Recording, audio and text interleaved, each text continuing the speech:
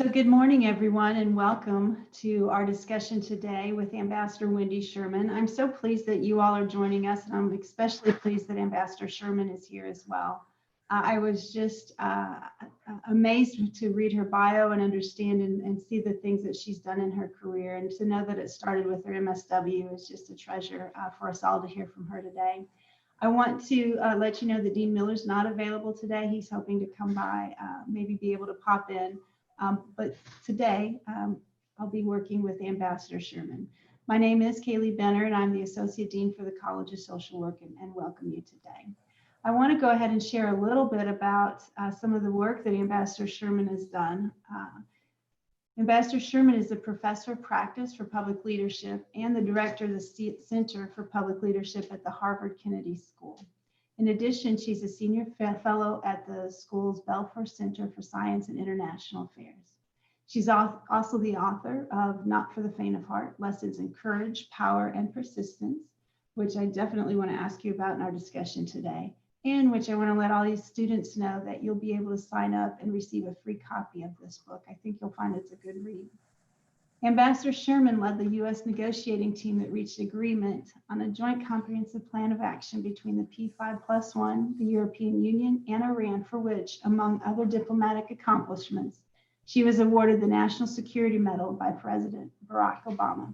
Prior to her service at the Department of State, she was vice chair and founding partner of the Albright Stonebridge Group, counselor of the Department of State under Secretary Madeleine Albright, and special advisor to President Clinton and policy coordinator on North Korea, and Assistant Secretary for Legislative Affairs under Secretary Warren Christopher.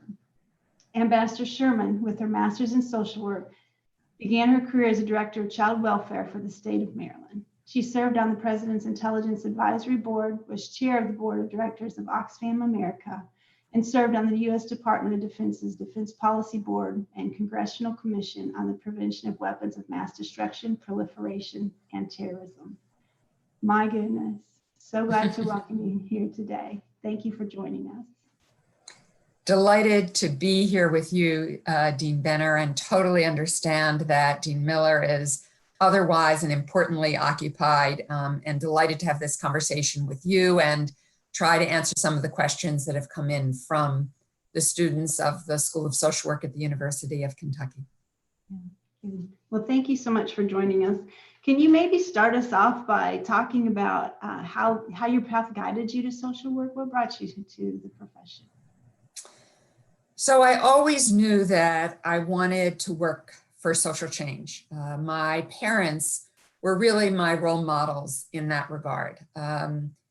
When World War II happened, my dad was an enlisted Marine, and he was wounded and came back to San Francisco to recover.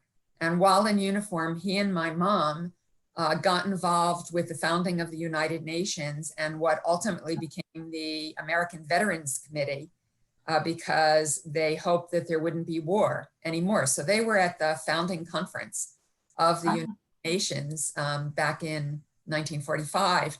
And then when they came back east, my dad set up a residential real estate business, was very active in the community, as was my mom. She was a homemaker for a good deal of my childhood, though she then went to work part-time and went to community college to try to get some education. But in the 60s, when I was growing up, teenager, there was a lot of change going on in the country, sort of like today. And Baltimore, where I grew up, was a very segregated city. And my parents were very involved in civil rights, took us on marches, but went to a Rosh Hashanah ceremony, Rosh Hashanah service, which is the high holidays of the Jewish religion, and listened to the rabbi who had been arrested for trying to integrate an amusement park outside of Baltimore just 2 weeks earlier. And the rabbi thought he owed his congregation an explanation about why he got arrested. And he said that he'd been a chaplain at the liberation of Dachau, the concentration camp in World War II. And he wondered, as people came out of that horrific circumstance, what priests and ministers had said as Jews and gays and gypsies were hauled off to concentration camps. And he thought for him, in his time, the end of discrimination and degradation of African Americans was most essential. My parents were incredibly moved by the sermon. My dad went back to see the rabbi a few days later and said, "What can I do to help?" And the rabbi said, "You are more powerful than any rabbi or priest or minister. You could advertise all houses to anybody who wanted to buy them." Well, there were no open housing laws at that time. And my father said, "If I do that, I'll be run out of town." And the rabbi said, "Well, you asked what you could do. This is what you could do." It's what about the importance of courage. So my parents decided to do it. We had people calling our house and saying they were going to bomb our house and other not pleasant things that I won't repeat. And within 6 months, my dad lost 60% of his listings. And by the end of the decade, had to close his business. We moved to a smaller house. My parents never regretted what they did. And they taught me that doing the right thing is worth the price. And it really set me on a path of activism.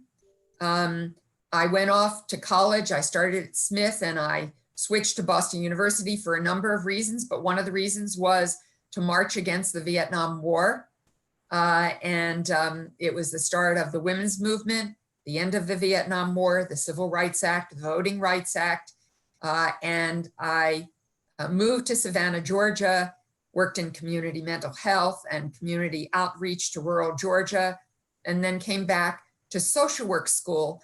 And I came back to the University of Maryland and trained as a community organizer and a clinician. And I've used the skills I learned in social work school ever since, even though my caseload has changed. I appreciate that. Your caseload hasn't gotten any easier though, has it? No. Yeah. Well, it sounds like certainly you had a strong foundation in your family in terms of guiding some of those principles. And obviously that courage and persistence is probably part of how your book title emerged. Can you speak just a little bit about what that was like to for your family to be in a position of privilege to help, but feeling like there was some loss of privilege by trying to support the right thing to do? I think you make a really important point. We're having a series of teach-ins at the Harvard Kennedy School that are run by students, and we had one last night and had a professor from Emory who is a specialist, Dr. Anderson, in voting rights and in race. Dr. Cornell Brooks, Reverend Cornell Brooks, who is a professor of practice at the Kennedy School and former head of the NAACP, and an extraordinary woman who's leading a voter suppression project in Georgia, speak with about 170 students and talk about the history of voter suppression. And one of the points, and also Tim McCarthy, who spoke to this as well, and there was a lot of discussion that it's not enough for those of us who have privilege to just go in the streets and protest. That's a good thing, but we have to work for real change. We have to go from protest to policy, which is what we teach in social work school. To get that social justice, you have to create change in your city halls, in your state legislatures, in the federal government. We're trying to move the Voting Rights Act, now named the John Robert Lewis Voting Rights Act, through the US Senate to make it real. So you have to put yourself on the line, as my parents did, and you have to be willing to pay the price.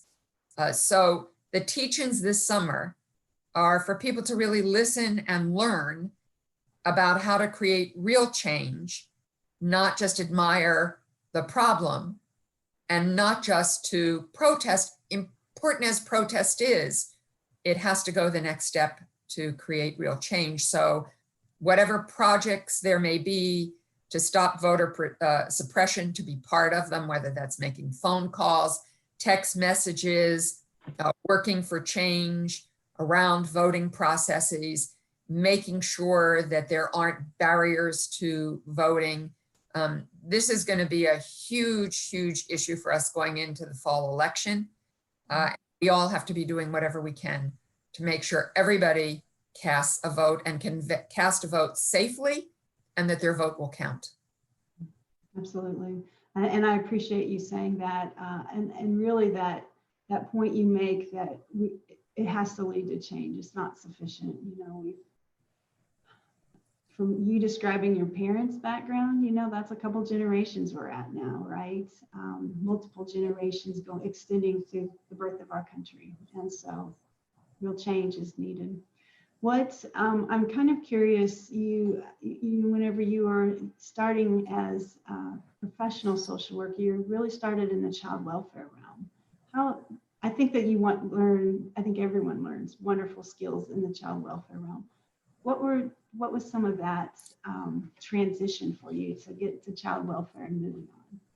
Well, it was sort of crazy, to tell you the truth. I was working on community mental health grants at the University of Southern California's Washington Public Affairs Center, which is a story in itself that I won't tell. But actually working for Dr. Art Naperstack, who has since passed away, but who was Dean of Case Western Reserve School of Social Work. And he was a social worker, and he and I had started working on these grants, and then he became the Dean of the Washington Center. And so I moved with him. But I got a call because they were reorganizing how child welfare was done in the state of Maryland, creating a director of child welfare to be responsible for foster care, adoptions, child abuse and neglect, and institutional care. And they had called the School of Social Work looking for good candidates. There was a new Secretary of Human Resources, Ruth Masinga, wonderful social worker, extraordinary woman. The first woman secretary, first African-American woman secretary of Human Resources in Maryland. And they asked me to come and talk with her, and I became the director. I was only 30 years old. It was sort of crazy to give me that job, quite frankly. And I hadn't worked in child welfare per se before. I had a fantastic staff, many of them colleagues that I'd known from social work school and who had graduated, alumni. So I really relied on their expertise, who were much more deep in the process than I was. I've always, for whatever reason, been a fairly good manager. And so I learned very quickly, building on what I learned in social work school, about the tremendous challenges that we had. And I know that the University of Kentucky and the dean have become specialists in self-care. And even when I was in social work school, I began a project in the state of Maryland to create a group for protective service workers to meet with each other and provide support, because I don't think anything is more difficult than being a protective service worker. It's just, I know what it meant for me to be an administrator in that arena, you know, to have the Friday night dead child syndrome, where, you know, someone got their check, drank too much, beat up their kid, and I got a call on Friday evening or Saturday morning, and it's really hard. And so the self-care work you're doing at the University of Kentucky is critical, because I think the demand on direct service workers is profound. Mm-hmm. And we need to think of ways to support them. And I took from that lesson all through my life to make sure I had a support group wherever I worked, largely a support group of women, because I often took on jobs where women had not been before.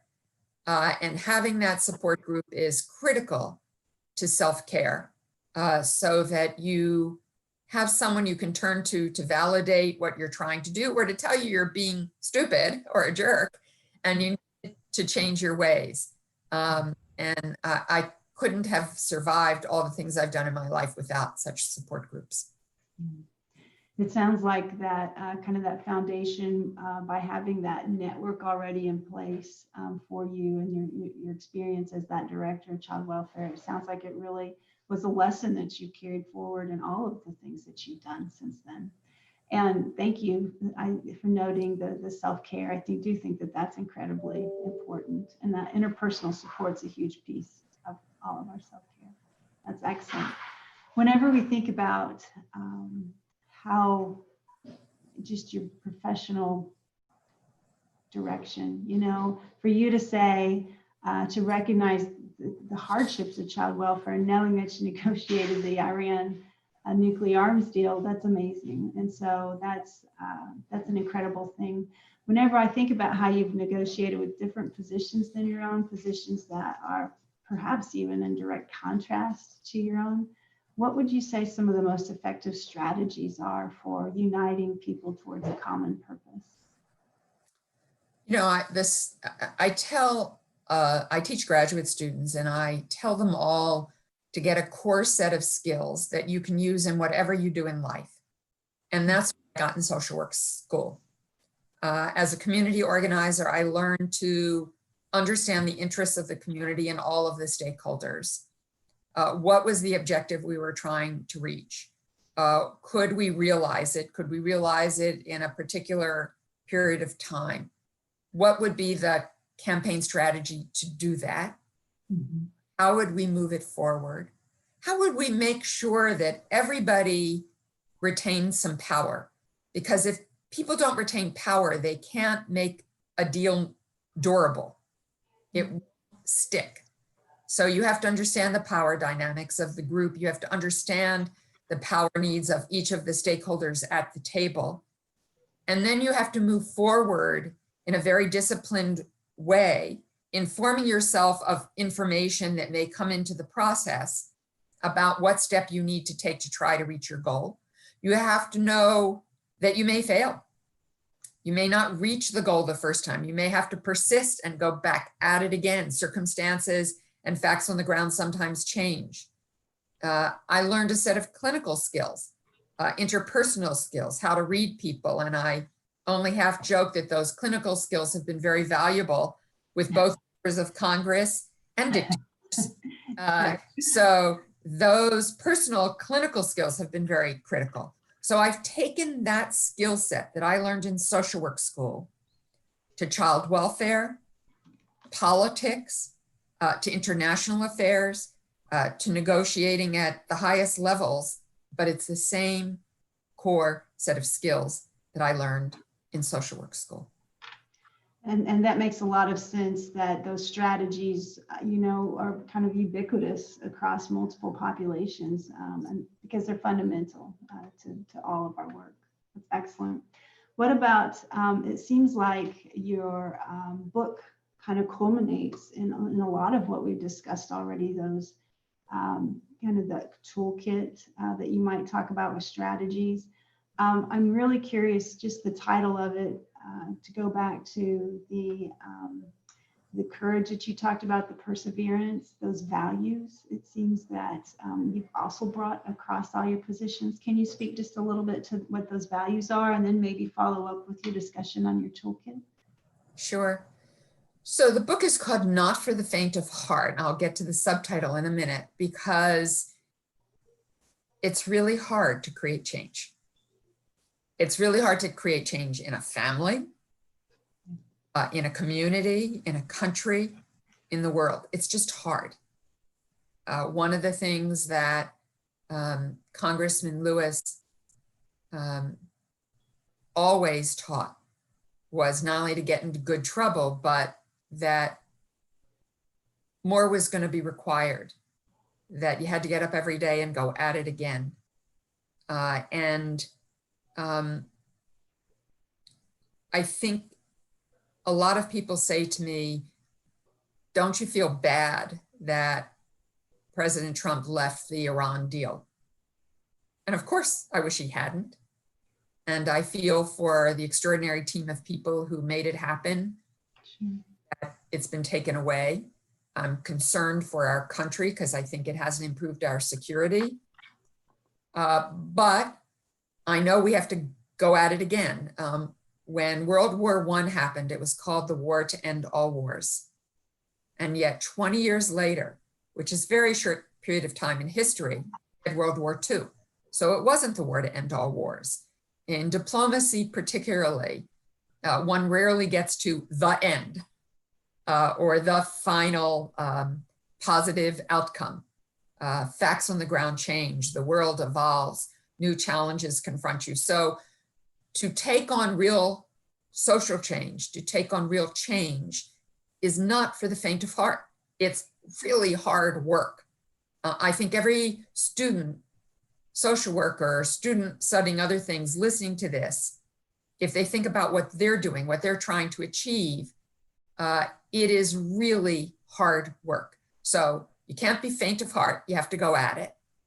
And the book is chapters of different themes, courage, power, and persistence being 3 of them, but there's also a chapter on letting go, about failure. There's a chapter on building your team, because nothing is ever done by one person. As Hillary Clinton said, where children are concerned, it takes a village to raise them. To do anything in life takes a village, takes a team of phenomenal people. There's a chapter on success, because occasionally you have it and you need to celebrate it and acknowledge it. I ran Barbara Mikulski, another fabulous social worker. I ran her first successful campaign for the US Senate. That night was pure joy and pure success. But of course, 6 years later, she had to run again and won again, and was the longest serving member of Congress at the point that she retired from the Senate. So the 3 chapters that I note in the subtitle, Courage, Power, and Persistence, are very critical. I've talked about courage and how I learned that. And I think that President Obama showed great courage when he reached out his hand to Iran and said that he would reach out his hand if they unclenched their fist. And that led us on a route to trying to get a deal to ensure that Iran wouldn't have nuclear weapons. Power, you know, I'm a woman, and women often think power is an icky thing. Power is not an icky thing. It is a thing. When used for good, it's quite fantastic. And so I really embrace power. I try to understand what power I have, what power I don't have, where I can get more if I needed to get something done. On doing the Iran deal, I understood that the United States had enormous power. But as I mentioned earlier, we had to leave everybody, including Iran, with power so they could go back and sell the deal in their country and stick with it. And it's sort of amazing that years after President Trump left the deal still existed. Now, recently, after the murder of Qasem Soleimani, the deal has begun to hang by a thread, but the Iranians haven't left it completely yet. I hope personally there's a change in November. I realize people have all different points of view, but I think if there's a change, we'll find our way back, I hope, to a better place with Iran. All of that said, power, understanding power dynamics, which I know you learn in social work school, learning how to make use of power, understand the limits of your power, how to bring other people to the table and use and leverage their power, but also how to leave people with enough power, whether it's in a family, in an interpersonal relationship, in a community, or in the world, so that an agreement growth is a durable thing. And the last, persistence, is not the same thing as patience. I'm sometimes not patient. When Iran was playing games, Secretary Kerry would go to his counterpart, Minister Zarif, and say, if you can't do the deal, then let's just end it or go back and get new instructions. So you have to be ready to walk away when necessary. And you also have to be ready to persist if it looks like you can get to a positive outcome. And persistence is also about understanding that it's not for the faint of heart. That real change comes over time and often takes 2 steps forward and then a step back.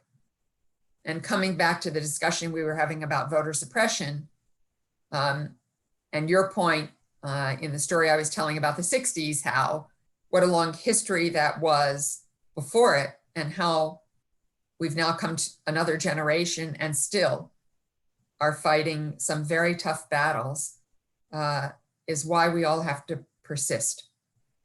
Otherwise, we've given up, and that's not right, just, or moral. And I see your watchwords are social change, social justice, social work, and that's what we're all about. So I think it's just really fascinating, and your level of objectivity is something for me to emulate. The patience is part of persistence. I think one of the biggest challenges is knowing, kind of having a boundary for persistence, knowing that, as you said, there's sometimes you just kind of have to move back and let that self-determination drive the other person, and then you also have to know when to move forward. And so I appreciate hearing your level of objectivity and knowing that this is a process. And as you said, it doesn't always end, right? It's sometimes we have celebrations, but it's not ever done. It hasn't been done. I just want to remind students too that the book is excellent. So as you guys are looking up Ambassador Sherman, if you haven't done that already, we will have a poll for you guys to be able to sign up if you'd like a digital copy of that book. So please let us know if you would like that. Another thing for those students who are watching this live, if you have questions for Ambassador Sherman, we might have just a few minutes at the end. So if you want to post those in the chat, we'll get those moved over to our Zoom screen. I don't know that we'll be able to ask all of them, but we'll for sure try to get to some of those. And just Ambassador Sherman, there is already a comment that I wanted to just share with you before we move on. And it was, child welfare is so needed and needs to be better supported. Thank you for speaking to this and the work you did to enhance that support. So thank you. Well, whoever wrote that, thank you for the work that you're doing. It's really hard work. And my hat is off to you for doing it. And I hope you're learning all the self-care lessons of the School of Social Work, and that you're finding the support systems you need to be able to continue to move forward. Absolutely. Can you speak just a little bit to your toolkit that maybe is something, I think some of the pieces we've already talked about a little bit, but maybe talking about how that transitions or translates across multiple populations that you've worked with? Sure. So I think there are basic tools around the development of policy and the delivery of it. I actually teach a course on policy design and delivery. And whether that is in child welfare, whether that is in a political campaign, whether that is in putting a negotiation together to try to stop a country from having nuclear weapons, you need to figure out what problem you're trying to solve. And in the case of Iran, it was how to stop Iran from gaining a nuclear weapon.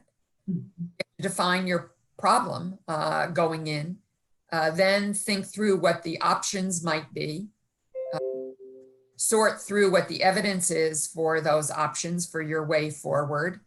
If you're confronting an issue in child welfare with a family and not knowing whether the family is capable of taking care of their children, you need to think of what the options are, what's available in the community, what will be in the best interests of the child, how you're going to proceed, and you then decide on a course of action, but then you have to constantly evaluate that course of action.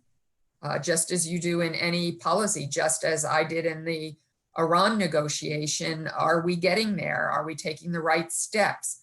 What about the other people who are at the table? What are their interests? Can we all come to an agreement about how to proceed? It takes lots of consultation, talking with all the interested parties, staying in touch with everyone to try to reach the objective that you've set out. It takes those clinical and interpersonal skills to be able to read people, understand people, understand the intra-party dynamics of what's going on. It takes a team. Even if you are an individual clinician, you're working with a family system, you're working with a community system, in seeing where the support systems are for that family, for that child. Certainly when I work internationally, it's what's the international system, not only the bilateral relationship, but the multilateral relationship that may get me there. What resources do I have at hand? So the thought process, the work process is really the same in everything I've done, certainly in building a campaign, as I did for Senator Mikulski. It took thousands of volunteers that had to be mobilized. It took understanding how to deliver a message and a narrative, public narrative around policies, quite critical. So lots of pieces of this puzzle, all good skills that you all are learning in social work school. And I'm glad there's a generalized approach at the University of Kentucky, because I think whatever you do, you need all of these skill sets to move forward. Yeah, excellent. And so all of our DSW students are really in that advanced practice stage for social work. So they are in that leadership and administrative role, and are doing many of the things that you're speaking about, whether it's child welfare or other populations too. So that's excellent. What about, I wanted to ask, just, I guess, still being in awe over all that you've done, what's been most challenging for you? What has been most challenging? Everything. Okay. Challenge. It's hard. You know, it's very hard to learn to let go. And the story that I tell in the book that starts that off is that when I was director of child welfare, my brother, who was 25 years old at the time, took his life. And it was very hard, not only the loss, but I was a social worker. I had clinical skills. I knew my brother was in trouble. I couldn't help him.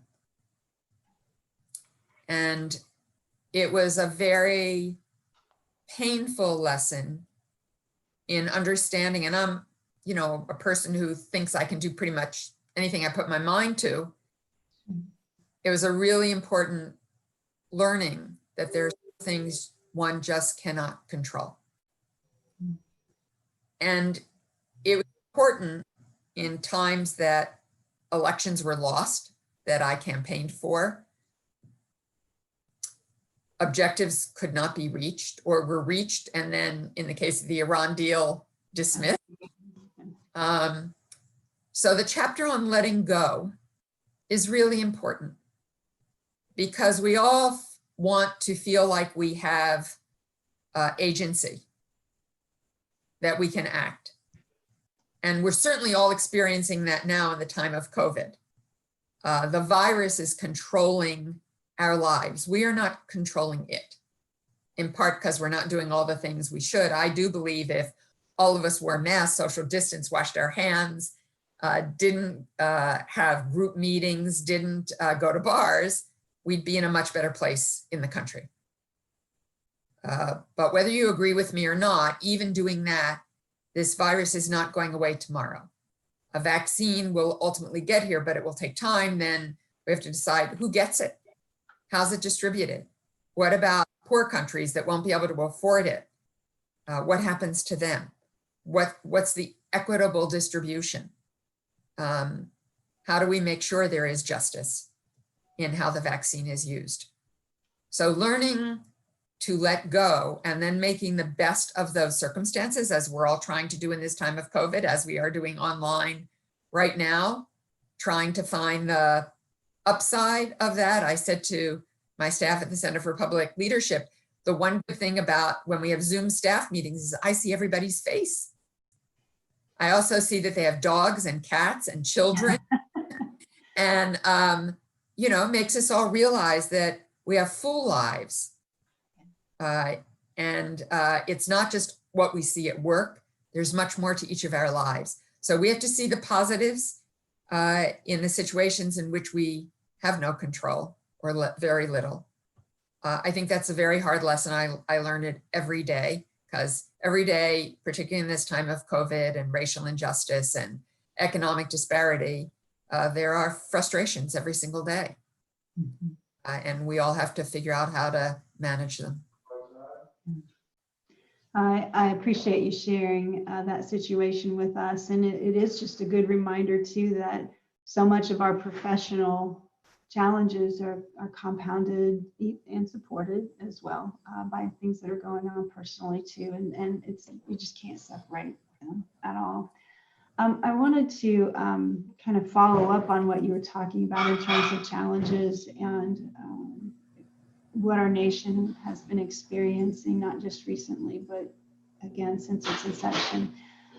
One of the questions that I have might be a little bit more challenging, but I really want to know if you could articulate the role of social work in responding to the racial trauma that's present in the criminal justice system. I think that that's extremely relevant right now, and just would appreciate hearing your thoughts.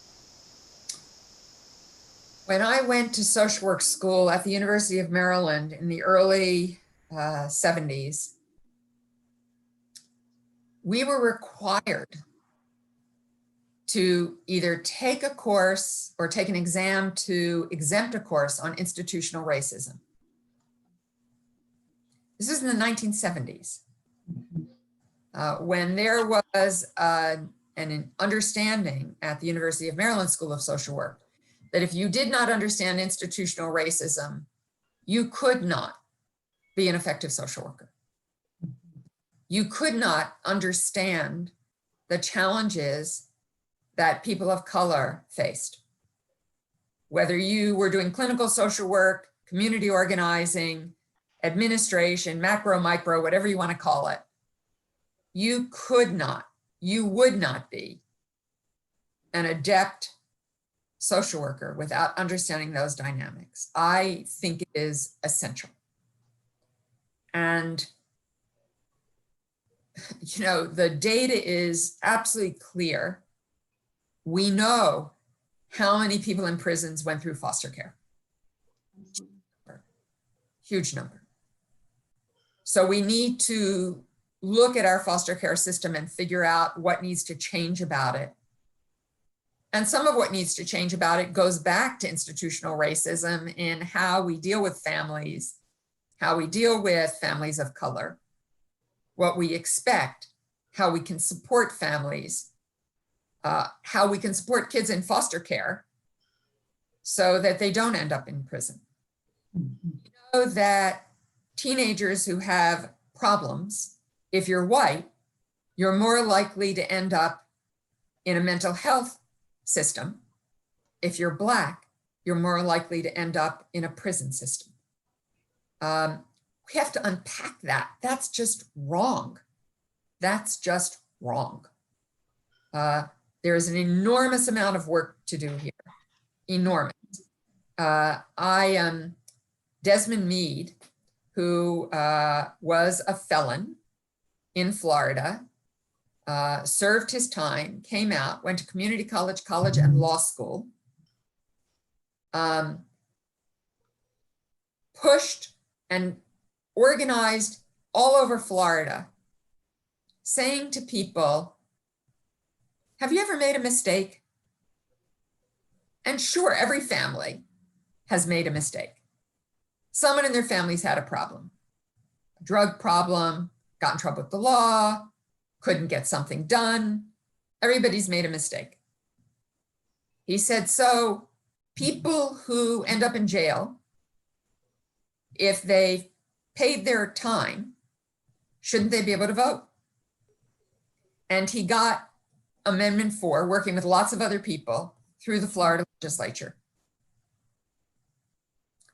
And then the governor came back and said, and the Supreme Court has said, basically, that people have to pay their fines before they can vote, which is in essence a poll tax. A poll tax. So people are trying to raise money in Florida, Right. so everybody can vote. All of these kinds of things, all of these issues all along the route are our responsibility as social workers. In whatever venue we're in, whatever we're doing, to understand the impact of institutional and systemic racism and to work to change it. It is a fundamental responsibility for every one of us to make that real change, because it's not only good for those individuals, it's good for our society and our country. It's not just because it's the right thing to do for a person, it's the right thing to do for all of us. And I appreciate hearing your thoughts on that. And I think the one thing that I'm struck by in working with social work is that so many of the systems that we work within continue to perpetrate injustice. And it creates a moral conflict, right? It creates an ethical dilemma for us many times. And that persistence, sometimes, we want to make that change. But when change fails to happen, it can cause, a multitude of reactions, including burnout. Absolutely. Absolutely. And look, sometimes you do burn out and you have to switch to something else to renew yourself. Mm-hmm. And someone else will pick up the baton and keep going in the arena in which you burnt out. That happens. But one of the things I think you all are working on a lot in terms of self-care is making sure you have support systems so you renew yourself along the way, so it's less likely you will get burnt out, but sometimes you do. And then you need a change. I appreciate that.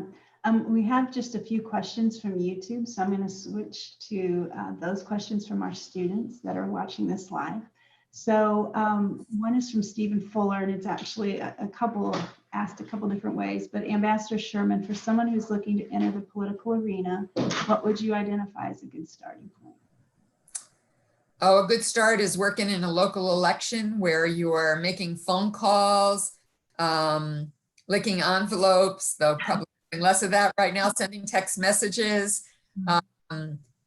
supporting a candidate, working in a local campaign so you understand the dynamics of a campaign. If you want to work at a state or a federal level, you can get on those campaigns. You won't do anything glamorous, but you'll learn the mechanics of a campaign. You'll understand how old I am. When I was a teenager, I licked envelopes for Lyndon Johnson's presidential campaign. I started pretty early doing these things and organizing in every way I can, but doing the really nitty gritty, going door to door. Now door to door is phone to phone or text to text or Zoom to Zoom or YouTube or Instagram or all the other social media vehicles that students and young people and us older people have learned to use. I'd say if you want to go to Capitol Hill, then I'd start with the Kentucky delegation. If you're from Kentucky, and get to know them, help them out, work on their campaigns. And then if they get an opening, say you'd love to come to Washington. I tell students all the time that I wish them an unexpected life. And I've certainly had one. As you pointed out, I have a strange resume. Not my word. But it's because I've been willing to take risks, to take a core set of skills and take those skills to different arenas and grow my capabilities and my understanding of my community, my state, my country, the world. And so I would urge each of you to, at some point in your life, if an opportunity presents itself, take a risk. When I was a partner in a Democratic media consulting firm, I was making television ads for candidates. And I got a phone call from a friend who was going to end up as Warren Christopher, Bill Clinton's first Secretary of State, as his chief of staff. He didn't know Warren Christopher. They were in the same law firm on different sides of the country, but he was going to end up as his chief of staff. And would I come and see Warren Christopher? I could not imagine why the man who was about to become Secretary of State would want to see me. But I figured, what the heck? This will be an interesting conversation. So I went to see Warren Christopher. It was on Martin Luther King's birthday. Soon after, right before Clinton was going to be inaugurated. And after discussion, Christopher said, if the president agrees, I'd like you to be the Assistant Secretary for Legislative Affairs. And I said to him, well, if you want someone who knows everything there is to know about national security and foreign policy, I'm probably not the right person. I know some because I can't do politics without learning some, but I'm not an expert. If you want someone who understands Washington and how it operates, maybe I am the right person. I ended up being nominated by the president, being the Assistant Secretary for Legislative Affairs.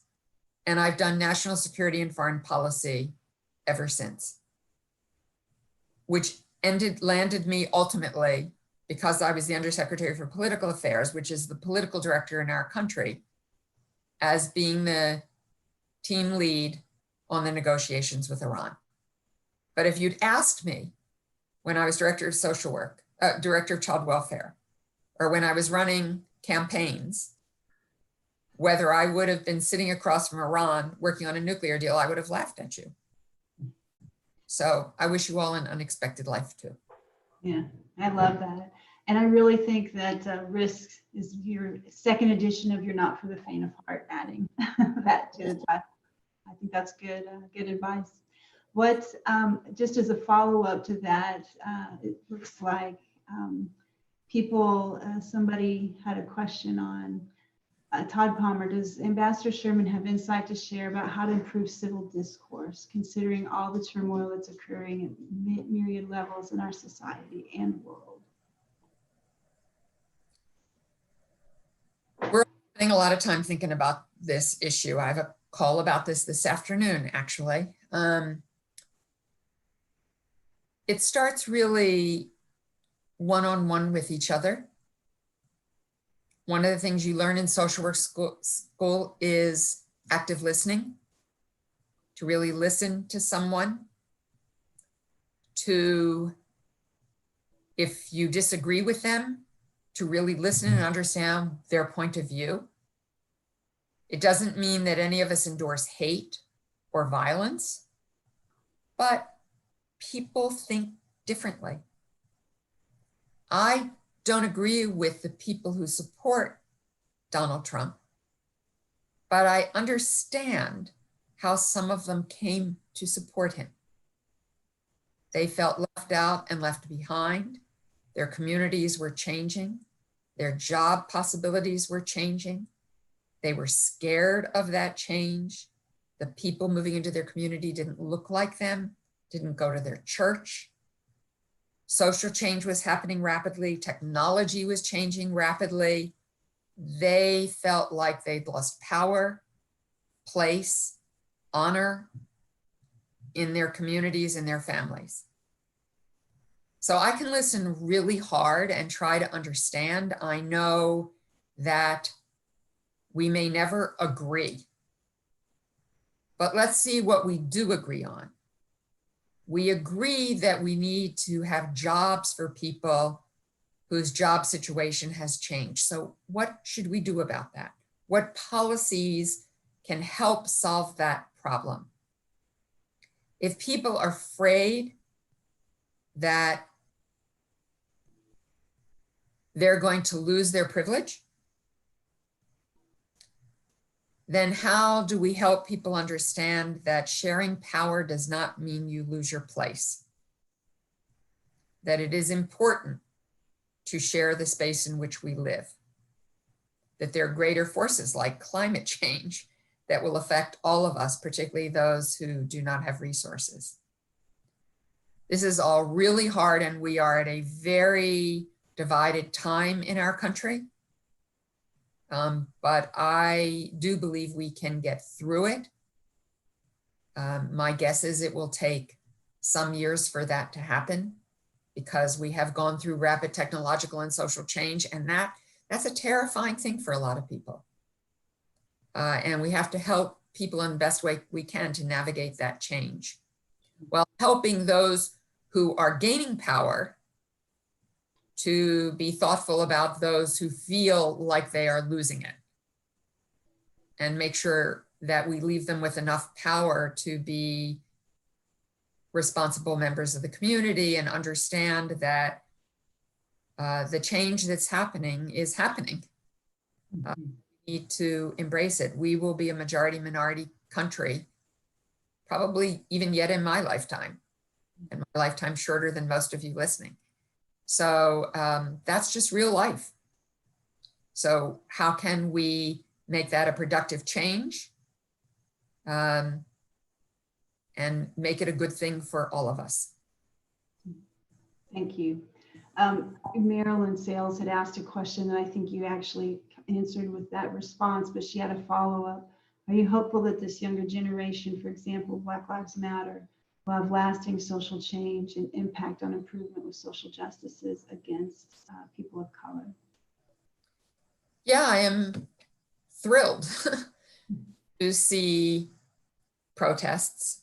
I'm not thrilled when people join those to create violence. I don't think that's the vast majority of protesters. I think it's outsiders who are causing trouble. But yes, I'm thrilled at the energy and the protests.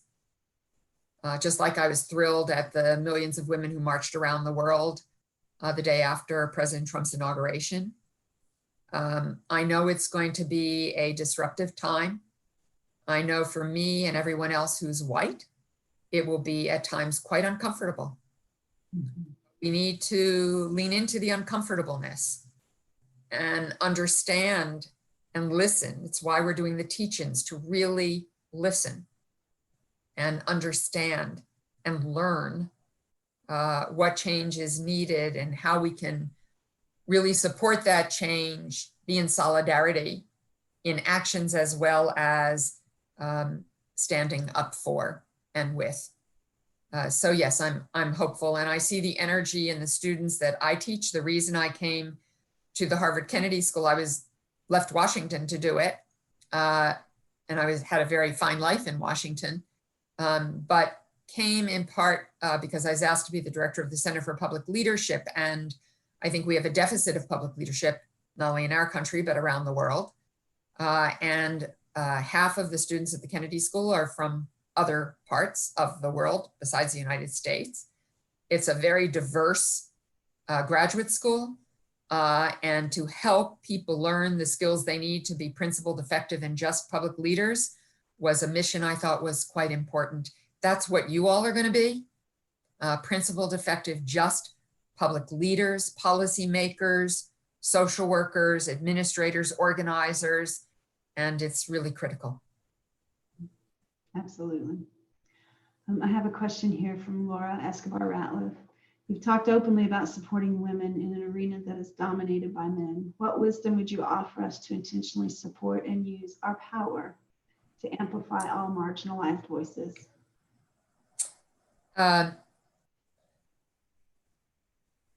This is hard work.